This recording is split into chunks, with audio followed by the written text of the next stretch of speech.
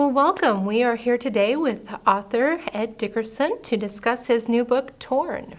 What are some life lessons that we can learn from Jacob? The single most important lesson that I got is that we're all wrestling with God. We all have circumstances. None of us has exactly what we want. We don't have the parents we want. We don't have the wealth we want. We don't have the setting we want. But we're not really struggling with the world around us. We're saying, God, why did you put me here? And when we find out, as Jacob did, when you find out who you are and what God wants you to do, then the struggles go away. Doesn't mean that there are no difficulties in life, because after he wrestled with the angel, we have a lot of problems. That's long before Joseph is taken from him, long before the terrible situation at Shechem. But he's a different man after he wrestles with the angel. He's a very different man, and he understands that his real struggle is with himself and with God. Well, thank you for joining us, Ed.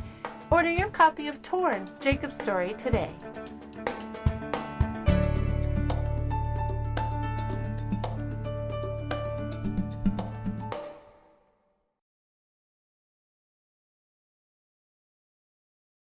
The Bible tells us that God resists the proud and gives grace to the humble. We think of that largely as a New Testament teaching.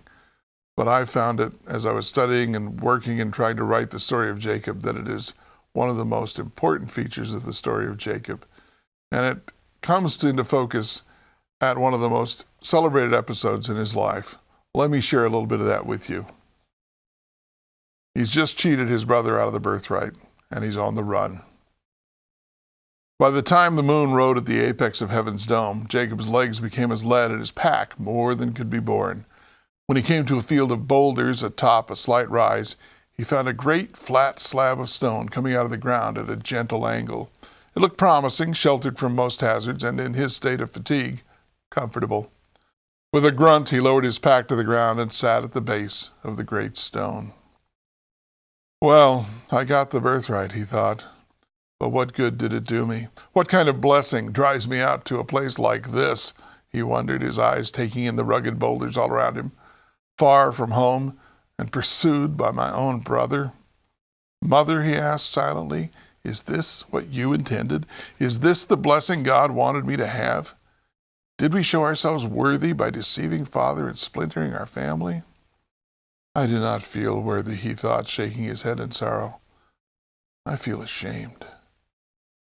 He took a quick drink from his goatskin canteen and then placed it by his feet.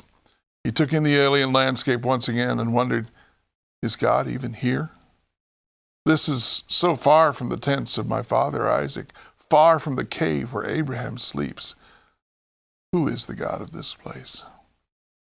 With his stout shepherd's staff beside him and questions spiraling through his mind, he reclined on the rock's welcoming surface and quickly fell into a troubled slumber. This is the lowest point in Jacob's life. He has deceived and betrayed his blind father. He has cheated his brother. He's on the run for his life. He has done nothing worthy to receive any favor from God. And at this low point in his life, what happens? Suddenly, Jacob became aware of unceasing activity. He saw the slanting start of a brick-paved ramp near his feet on the ground. The ramp spiraled up around a tower of dizzying height, and fleet-footed messengers sped all along its length. Some moved upward and some downward. Although he saw no torches, the speeding couriers themselves somehow glowed and made the great tower appear like a weaver's loom, with gleaming threads winding their way back and forth, producing a great, glorious, spiraling fabric of light cascading from heaven to earth. A cataract of sound accompanied the cascade of light, a voice like the roaring water that Jacob felt more than heard, saying, I, Yahweh, am God of Abraham and God of Isaac. Every part of Jacob tingled, both at the assault of sight and sound, and at the realization of who spoke. The land where you lie, I will give to you and your seed shall be numerous like the dust of the earth, and shall burst outward in every direction, to the east, to the west, to the north, and the south. And all the families of the earth shall be blessed through you and through your seed. Jacob could not see who spoke, only that the voice came from the great light atop the tower. at the highest point on heaven's dome. And look now, I am with you, and I will guard you wherever you go, and I will bring you back to this land, for I will not leave you until I have done that which I have spoken to you.